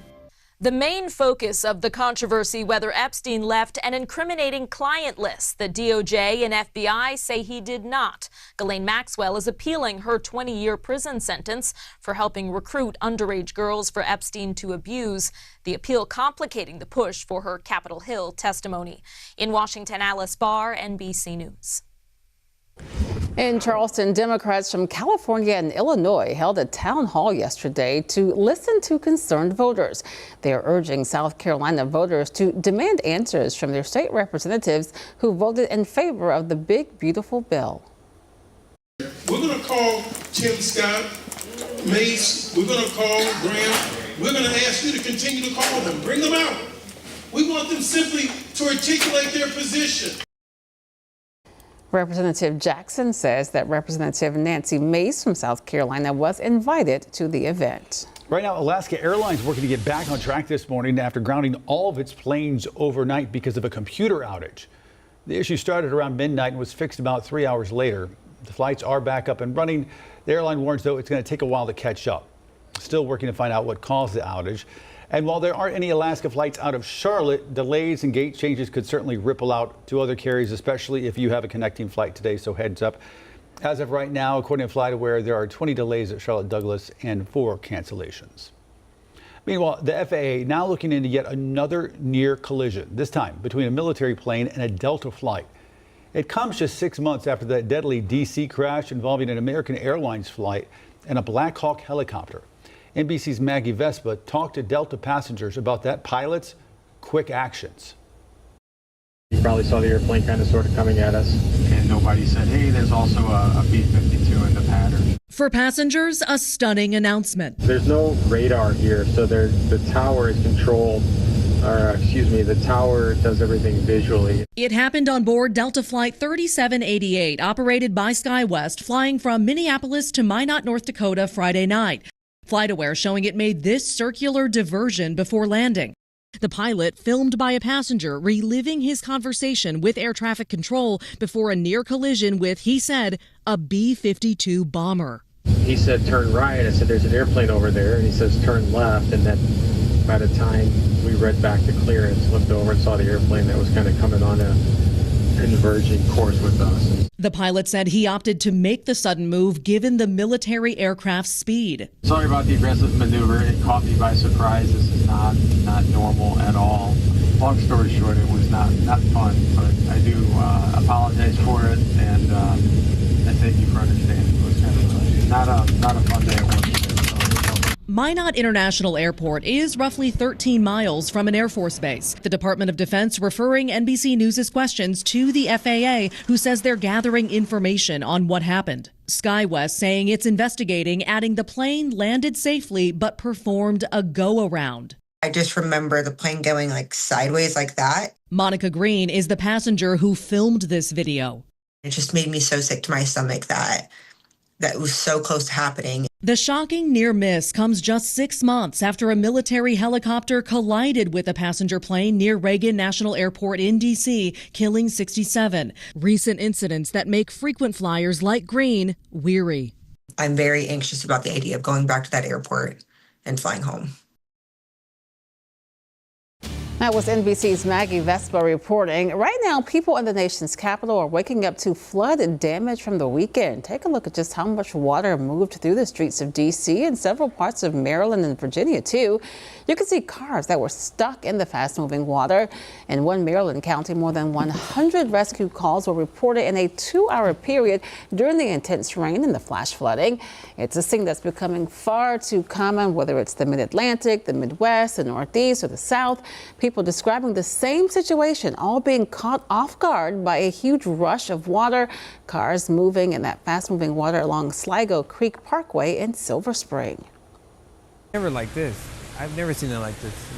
In 20 years I've been living here, I've never seen it this bad. It was seconds. And then it's a bunch of, it was just a little water, and then just the water just rushed so quick. She didn't have a chance to react.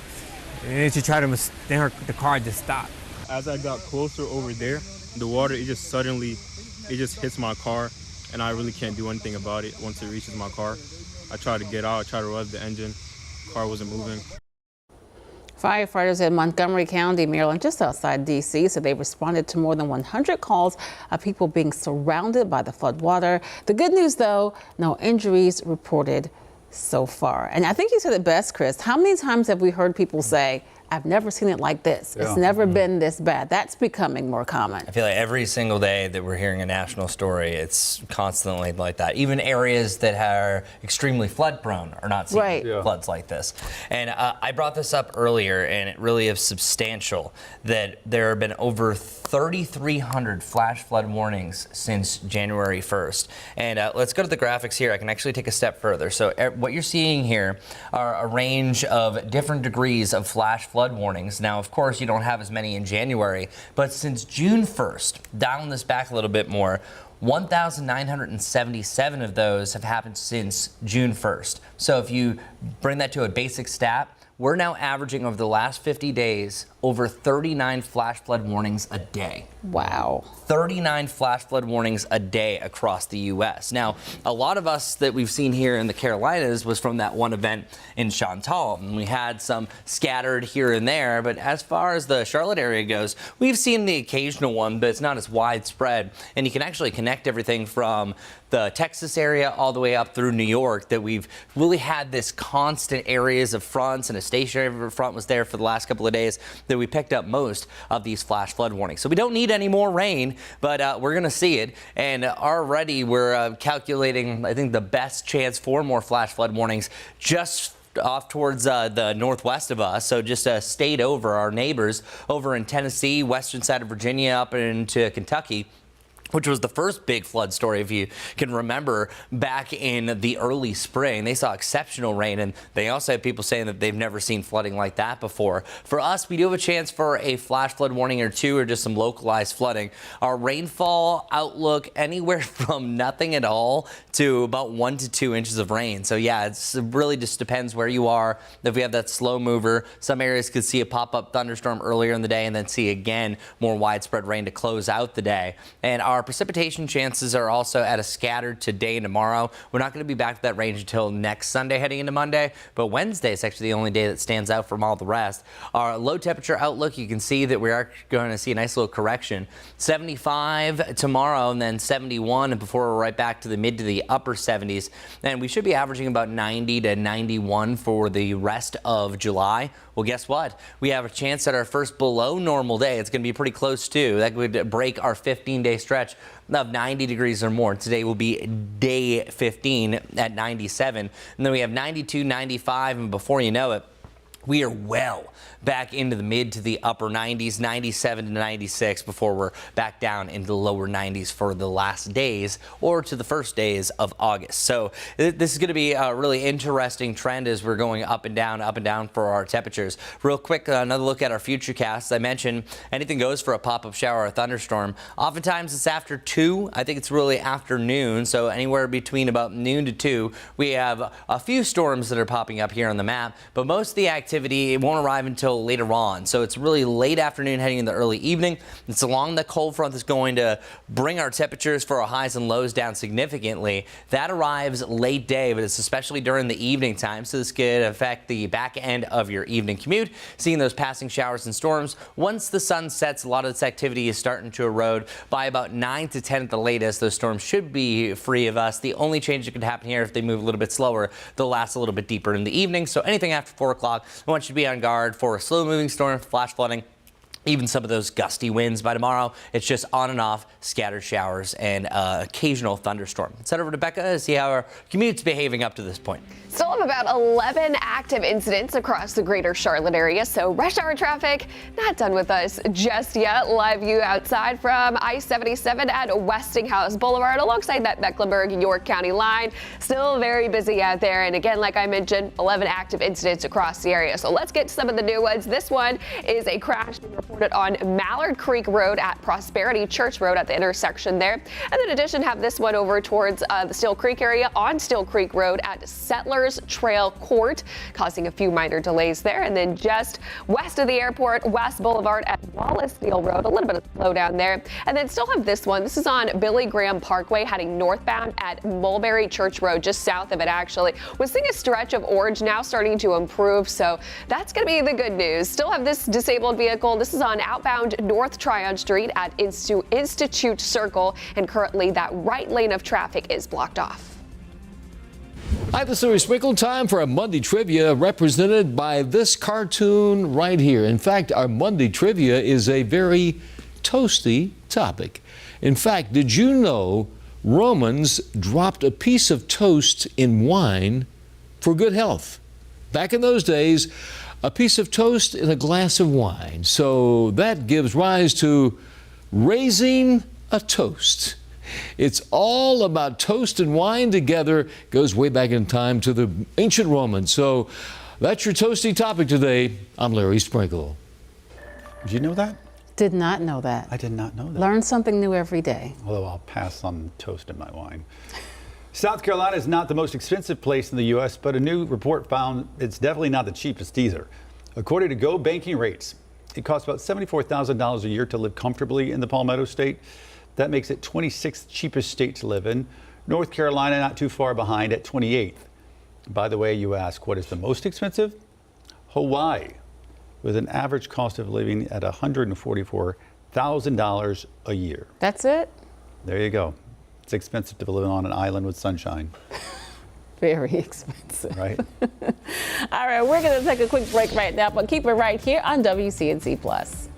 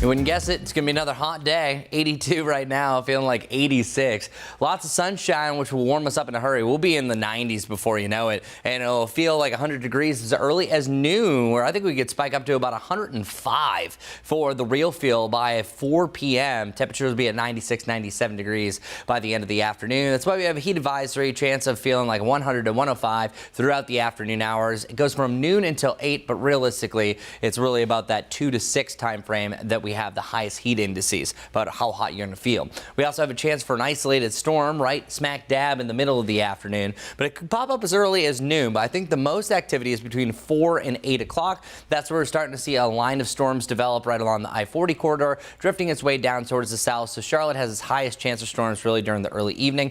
After that, it's actually going to cool us down. It is a cool front. Brings us to either side of 90 degrees on Tuesday and Wednesday before we start another 90-degree stretch back to the mid to the upper 90s Friday heading into the weekend. Becca, take it away. What's going on traffic-wise? Still slow out there in many spots, including this one. This is a live look outside from I-77 at the John Belk Freeway. A little bit busier, especially on those southbound lanes. So we got lots of incidents out there. Want to get to some of the ones that are causing the most issues, including this one. Old Statesville Road at Gibbon Road got a crash being reported at that intersection. In addition, East Charlotte still that have this issue. Lake Point Drive at the intersection of Albemarle Road.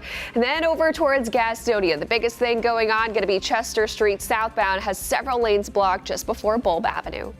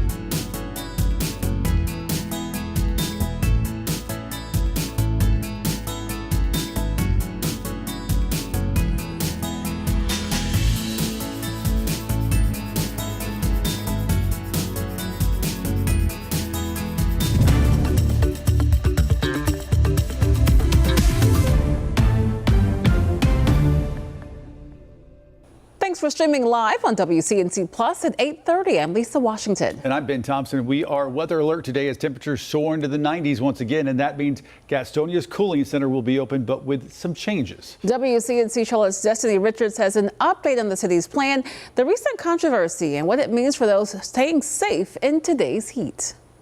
Gastonia's cooling center is open today and under a new plan to help people stay safe and cool. This comes after weeks of criticism against the city about the original setup, which had some saying it was doing more harm than good. As the heat rises, so has pressure on city officials to do better. Earlier this month, this was Gastonia's outdoor cooling station, a few fans and chairs, at times directly in the sun. But after public backlash, the city has moved relief indoors to the Salvation Army building, where there's air conditioning, bottled water, and snacks. There's also a new modified outdoor setup for days when it's not quite as hot, but relief is still needed. The city says the confusion about cooling sites came after responsibility shifted from Gaston County to the city for the first time. It's live and learn. You know, we're learning from our mistakes, trying to make things better, logistically, trying to put things in place. The city says on days where the heat index is under 95 degrees, they'll have that outdoor setup open. And for days when it exceeds that threshold, like today, they'll have the indoor center open instead. In Gastonia, I'm Destiny Richards, WCNC Charlotte. And with these extreme temperatures, staying safe is important, especially when it comes to kids and cars. 37 kids died last year from heat stroke because of being trapped in a vehicle. Michael Brown is the assistant fire chief over in Pitt County, North Carolina. He says that's because a child's body temperature rises 3 times faster than an adult's. It's best to have some kind of routine if you can when you have your child in the car, whatever that might be for you, to always remember to check the back seat. The National Highway Traffic Safety Administration is sharing ways you can prevent such tragedies. That includes setting an alarm, leaving a personal item, say like a purse in the back seat, and keep your key fobs out of a child's reach. Well, good morning, everybody. I pulled up some stats. I wanted to bring this up again. I showed you this probably about a month or two ago. This is the average heat index hours that we typically have here in the Queen City and just around Charlotte. So on average, for the entire year, we average 339 hours at 90 degrees plus, and that's heat index and actual air temperature. Already, we've had 314 hours in 2025. But what's interesting, we average feeling like 95 plus for only 125 hours. Well, we've already beaten that, 155 hours. Now, the other stat, 24 hours is usual, the average time that we spend on feeling like 100 degrees plus. Well, I just looked it up. We've now officially spent 48 hours, so double what we usually have this time of year, feeling like 100 degrees plus. So that really puts in perspective how hot it's been so far this summer and why July is one of the hottest on record so far. So our peak heat indices so far, this is how hot you feel. Yesterday we hit 104. There was a 5-minute observation up to about 106 is what Becca was telling me yesterday, and then 105 to 110. Luckily, we're not near the 110, so at least we've compared to each and every day that at least is nothing close to that. So just wanted to kind of go through some of those stats and figures. Just really crazy how far that we've come. Here's another look from our WCNC roof camera overlooking the airport. A plane just landed not too long ago. It's a gorgeous start and a great day at the airport. No delays in the near term. Do have a chance for storms a little bit later on. And we could have some very active lightning, especially by the evening. But as I mentioned, it's one of the hottest Julys on record. Well, the third officially. So we're averaging 83.9 if you average our highs and our lows together. And that actually bumped 2024 just last year from the top 5. And I don't see anything preventing us from staying in that top 5 range. Yes, we get a little bit cooler by tomorrow and the day after, but then we're right back to this range by the last weekend of July. So on Friday, we hit 97. We were at a cool 96 for your Saturday. And then 98, that's been a popular high. Actually, the hottest temperatures we've had so far this year, 100, and we've hit 98 now officially 5 times, and 97 today. So we're kind of keeping that same stretch around. This is also day 15 that we've been at 90 or above. That could come to an end by tomorrow. It's going to be really a close call. I have 89 right now, but I wouldn't be surprised the way things are going that we might just tap on 90 degrees. We'll see. But a front's going to pass a little bit later on in the day, and that cold front's going to drive up a lot more showers and storms. Also, a low pressure system that's going to develop develop in the upper parts of the atmosphere will aid some rain growth and storm potential, especially in southern South Carolina by tomorrow. But the back edge of this will keep some clouds around, also some scattered rain. By the late afternoon, I think we're rain free and might even see a little bit of sunshine, some clearing, but the cloud cover is going to be pretty stubborn. So our best chances for rain are really today and tomorrow. I think really today into the evening really is going to take the cake. And by Wednesday, we might not even see a drop of rain. Now, there's a slight chance heading up into the mountains, but hey, we're splitting hairs.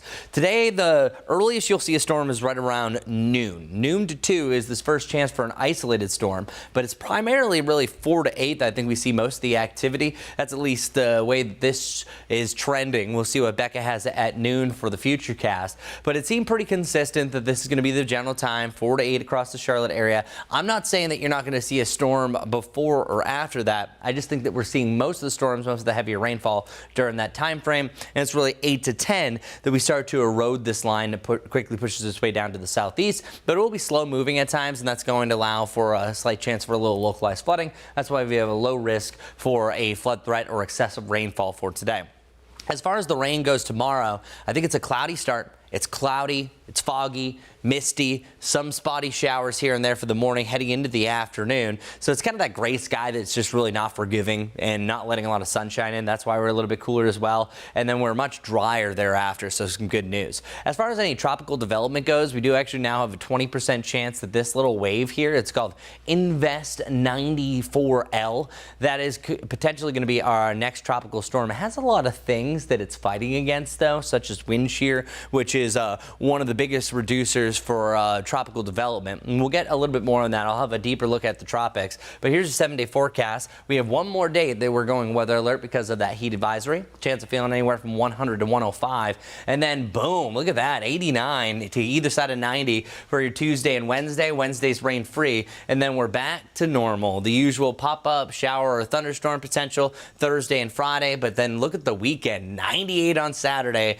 97 on Sunday. So enjoy the brief break while we have it, because it's not lasting long. Let's head over to Becca with your morning commute. Great shot here. Yeah, very scenic view. A lot of people will likely be hitting the lake with these hot temperatures. This is the I-77 at Griffith Street alongside that border of Iredell and Mecklenburg County. Traffic looking good as well. Drive times right now, Matthews to Uptown will take about 25 minutes. Salisbury has bumped up now to about 52. Waxhaw 39 and Belmont about 24 if you're headed on 85 northbound. And that being said, though, just before the 9 o'clock hour, still have several problem spots out there. Newest crash on the board is West Mecklenburg County, Old Dowd Road at Wilkinson Boulevard. Just a few minor delays associated with that one. And then still have this incident, Mallard Creek Road at Prosperity Church Road. And then a little bit further down to the south, still on Steel Creek Road at Settlers Trail Court. Got a crash being reported there. Another one, West Boulevard at Wallace Neal Road. So you get the point. Allow yourself plenty of extra time as you head out the door, guys.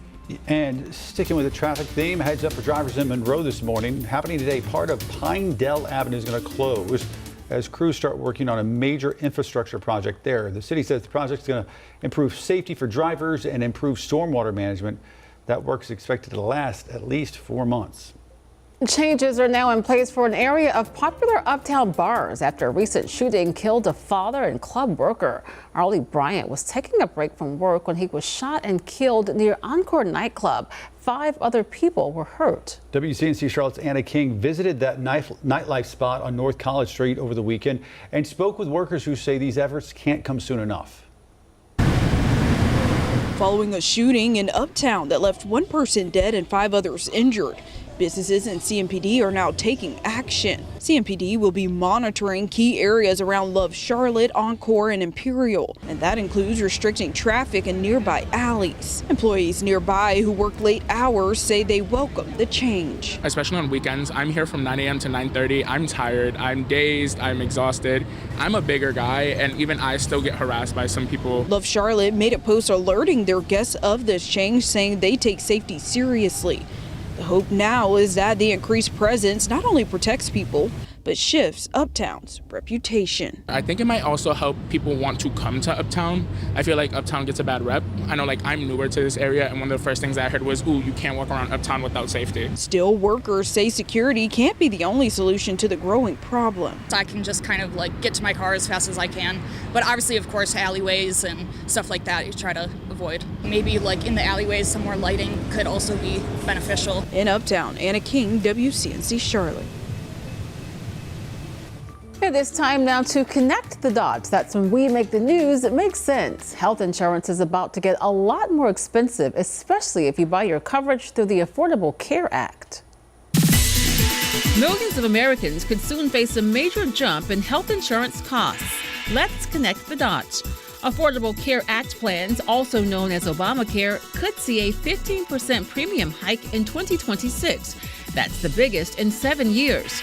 And the pain may not stop there. Extra subsidies that helped lower monthly payments are set to expire at the end of 2025. Without them, some families could see their monthly premiums nearly double. Others may lose coverage altogether. The Trump administration chose not to extend the subsidies. It also added new paperwork that could make it harder to keep coverage. Insurers say rising health care costs and possible tariffs on drugs are adding even more pressure. Experts warn this could reverse years of coverage gains and price millions out of the system. And that's connecting the dots. Honeybee populations are feeling the sting nationwide, from gardens to grocery stores. Peyton Furtado is suiting up and sharing just how dire the problem really is here in the Carolinas and across the country. This apiary is abuzz with hives, honey. Bees are important because they pollinate most of our food, first and foremost, and they produce God's perfect food. And hard work. I don't want to asphyxiate them, I just want them to behave. According to the USDA, honeybees pollinate 75% of U.S. fruits, veggies, and nuts, sweetening the United States economy to the tune of nearly $20 billion a year. The bee population has been dwindling for nearly 20 years now, but last winter, we lost 62% of commercial honeybees nationwide. That's due to habitat and climate changes, poor nutrition, and the harbinger of hive destruction. It's called the Varroa destructor mite, and it looks like a tick kind of that you would have on your dog, and it bites into the exoskeleton of the bee and causes the bee to have lots of immune problems, virus problems. While beekeepers got mites to buzz off with the right sprays. The problem is the compounds that we're using to manage the mites have gotten less effective. The mites are becoming resistant to it. And this particular year, just things came to a head. Resistance in the mites. Tim Dover runs Carolina Honeybee Company in Travelers Rest and owns more than 1,000 hives. He's never had to be more vigilant for his hive's health. It's devastating for the industry. You know, if you, like you said, if you were a cattle farmer and you lost half of your cows in 1 year and 1 winter to death, that is devastating. It is very, very hard to overcome. From the garden to the grocery aisle, we'll feel the sting as these half-inch heroes die off, unless we take steps to support these winged wonders. Peyton Furtado reporting for us there. 8:43 right now on WCNC Plus, and some encouraging news this morning after catastrophic flooding in central Texas. Well, authorities say only 3 people are still missing in Kirk County. That's down from 97 just days ago. Officials say many of the missing have since been found safe. The historic flooding killed at least 135 people over the 4th of July weekend. And you can help those impacted by the floods. Just scan the QR code on your screen to make a difference. You can donate to the Texas Flood Relief Fund. As we brace for more dangerous heat today, the Triad is facing weeks of nonstop heavy rain and flooding. Now, several companies are being forced to close their doors. While the rain keeps coming down, profits for these businesses are starting to dry up. WCNC Charlotte's Giselle Thomas shares how they are trying to stay afloat. Along the water in Saxapahaw, customers are normally flowing in this time of year to the Haw River Canoe and Kayak Company. Actually, the day before Chantal was the single highest grossing day we have on record, literally the day before. And there is no reason to suspect that that was going to drop off. But business slowed as heavy rains made it unsafe to get to the river, impacting canoeing and kayaking, and a planned summer camp. We were prepping for camp to start the next morning, and we came in and figured that's not happening. The business says nearly everything was underwater, including gear for people to rent out and supplies for its campers. So I actually was out here just after the very peak of the floods, and we would be underwater right here where we're standing. We're having to replace everything from scratch, a lot of which was personal items that were being used at camp as materials and supplies, and we don't have those anymore because they're gone. Physical items might have washed away, but it wasn't a hill too hard to climb for its employees, who worked to clear a path for Saxapahaw Lake access visitors. Mucking things out and getting things to a point where the campers can be safe here. Also getting things set up at the Boy Scout cabin so that they are able to fully use that space. The business says the community's help is moving its mountain as it works its way back up to what feels like an incline. Soft launch means we're not going to be doing shuttles. We're not going to be doing a lot of tubing. We still have to rebuild our tube takeout, which got totally wiped out by the flood. To hopefully reach another peak by fall or next year. And we've talked with so many businesses in the county facing similar problems, including a Scoop of Sugar cake studio who says it lost everything in the floods. All of them say the best way to help is through continuing to support small businesses throughout Alamance County. Giselle, thank you. The city of Morganton will finally reopen parts of the Catawba Meadows Park and River Greenway today. It comes nearly a year after the park was closed due to Hurricane Helene. Take a look at your screen. You can see here from the map, the ball field, zip lines, and certain lots will remain closed, along with River Village access to the Silver Creek Bridge. The park will return to normal hours from daylight until dark. Well, good day, everybody. Today, our best chance for storms here, as I'm quickly just editing this, is 4 to 8 o'clock. That's where you have the best chance for heavier rain, some lightning, and some gusty winds. And it's going to be along a cool front that's going to dive into the area. So happy to say that we're going to be cooling off pretty much back to normal. And then we have a high of about 96, 97 today, but I think we could get as much as 105. Now, and that's why we're under a heat advisory that goes from noon until 8 o'clock, mainly from Gaston, Mecklenburg, over to Cabarrus and Stanley County and areas down to the south. Naming them all because we got the time. We have Chester, York, Lancaster, Chesterfield, Union, and then Anson and Richmond County. Everyone north thereof, still going to be hot, probably close to 100 degrees for your max real feel, just not around that danger threshold because once you get to 103 to 105, heat exhaustion becomes a little more likely. So major heat today, and then storm chances really just become scattered over the next couple of days. I think we see heavier rain today than we see tomorrow. Tomorrow we just have more scattered light rain chances. And then we're cooling down. It's nice to be near the normal. Here's our futurecast feels like temperature. So this is all model data. I think this is a decent range though. Yesterday we spiked to about 104. I think we're going to be very similar to that. I think we have a general range about 101 to 105 across the greater Charlotte area and areas down to the south. Depends on the storms though, but check this out. Tomorrow our real feel, ooh, 86 to 90, loving that. And that's pretty much on brand to where our actual temperatures are. So not really an extreme heat index for tomorrow. Still feeling like the lower 90s from place to place. And our actual high temperature is going to take a big dip. Now, if we see more sunshine tomorrow, it's still anticipating that most of the day should be on the cloudier side. If, say, sunshine comes much earlier, we will have a chance of getting back to that 90-degree point. I think we're locked and loaded in the lower 90s for your Wednesday and Thursday. But this is temporary, people, because we have more extreme heat back to the 95 to 98 degree point for Friday heading in the weekend. This past weekend we were 97, 96, then 98. Well, we're pretty much right back to where we were for the last weekend of July. So let's get over to the tropics. We do have a slight chance for a little bit of tropical development. This doesn't look to be a major system as of yet, but it's over the next couple of days that we could be calling this either tropical depression number 4 or Tropical Storm Dexter, where the last wave that we had that was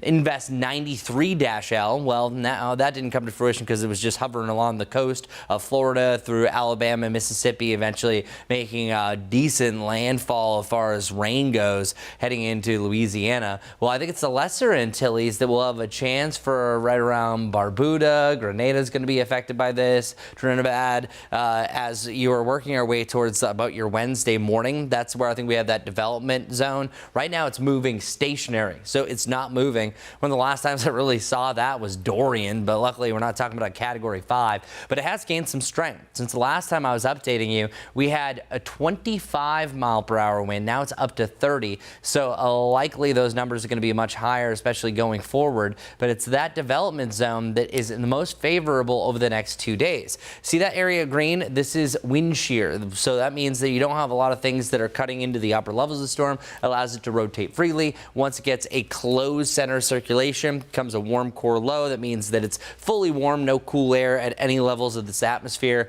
Then we are talking about a tropical storm if it hits winds at 39 miles per hour or greater. But beyond that, I think it unravels because it hits a lot of this area red. We really have an unfavorable development that it's going to really cut it loose. So we'll see. It's not going to affect us directly. Just thought that I would mention you that the tropics are really going to start getting cooking, especially as we get through August and beyond, because really after August 1st is where we have 85% of our tropical storms and hurricanes. That is your tropical outlook, your near-term outlook for weather. Now let's get your traffic outlook with Becca. Good morning. Good morning, Chris. And I am following this disabled tractor trailer. Oh, well, my NCDOT cam just froze, but you can see that tractor trailer on the left-hand side of your screen there. That is currently blocked. So blocking that left-hand side lane, there is a crew currently diverting traffic. So 2 out of the general lanes are currently open, not impacting the toll lane, but is slowing down traffic. Live like outside across York County, live you over towards I-77. Both north and southbound lanes looking good overall.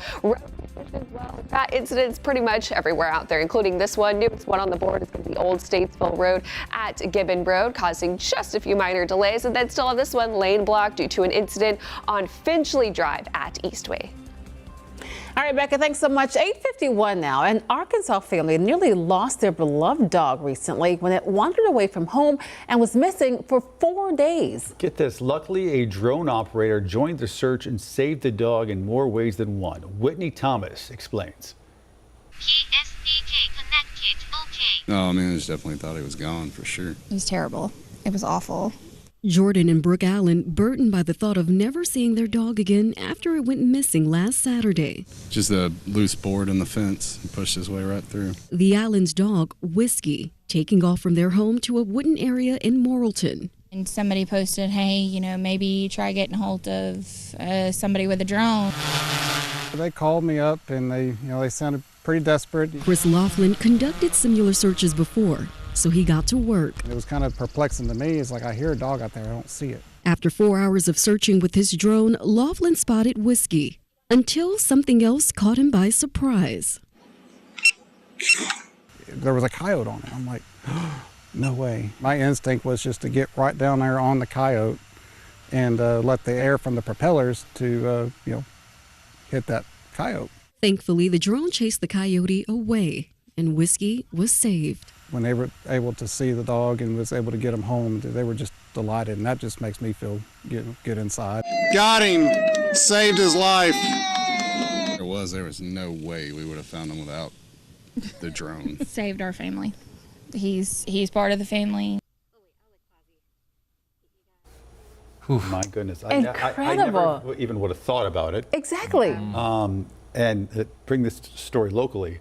We have a huge coyote population here in Charlotte that has taken over neighborhoods that you would not expect it to. So, word of caution. If you have small animals. You don't really have a tracker on your dog, so if they get loose, right, hire a drone, I guess. Yeah, what even? And just the thought of the air from the drone getting the coyote away. And what's crazy with the coyote population is there's so much development that a lot more trees being cut down. They're being narrowed. That and they're actually attacking more pets because their food is going down as well. Yeah. So that's a good note there, but love a happy ending to the story. For sure. Well, the new school year, believe it or not, folks, it's just a few weeks away. And as back to school shopping gets underway, new data this morning shows that you'll probably be spending less this year. According to the National Retail Federation, most families will spend an average of $858 on back to school shopping. Now that is a lot, yes, but it's about $17 less than last year. However, back to school spending is up 26% over the past 10 years. This year, families are expected to spend the most on electronics and clothing. Unfortunately, many students begin the school year without the necessary supplies, and that's why we are partnering with United Way for a back-to-school supply drive. You can scan that QR code that you see right there on your screen to donate now, or you can go to our website, WCNC.com/community. By donating, you can help transform students' educational experiences and provide them with some opportunities to succeed. You can donate until August 11th. All right, 8:54 right now. Live pictures right now over Charlotte Douglas as we see some planes taxiing there on the runway. Hey, folks, it's not even 9 o'clock and it's already 80 degrees out there. So You guessed it, expect another hot one, a weather impact day for that heat. Chris standing by with another look at your forecast. Keep it right here on WCNC Plus this morning and all day.